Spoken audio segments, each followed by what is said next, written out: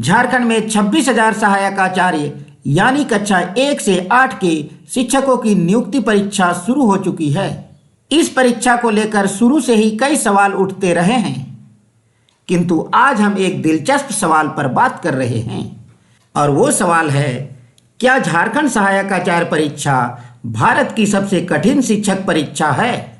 आज की हमारी बातचीत इसी सवाल से संबंधित है।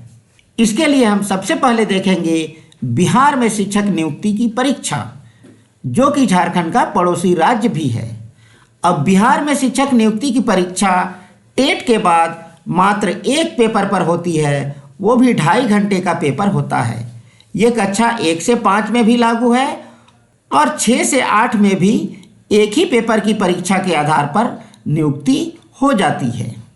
दूसरे नंबर पर देख रहे हैं झारखंड का ही पड़ोसी राज्य ओडिशा को। वहाँ शिक्षक नियुक्ति की परीक्षा 2 पेपर में होती है। पहला पेपर 120 अंक का होता है और दूसरा पेपर भी 120 अंक का होता है। यानी ओडिशा में शिक्षक नियुक्ति के लिए टेट के बाद 2 पेपर की परीक्षा होती है। अगला पड़ोसी राज्य है पश्चिम बंगाल।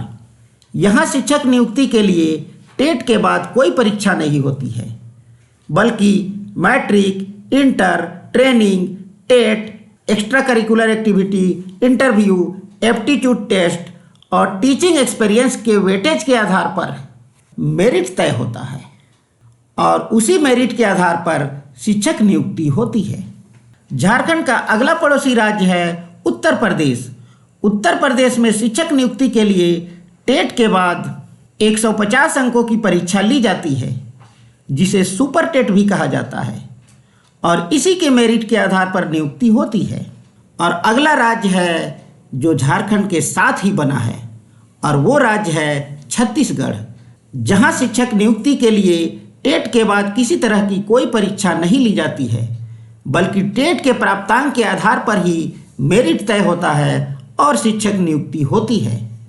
किंतु झारखंड में शिक्षक नियुक्ति के लिए 3 से 4 पेपर की परीक्षा है, जो 7 से 9 घंटे में पूरी होगी।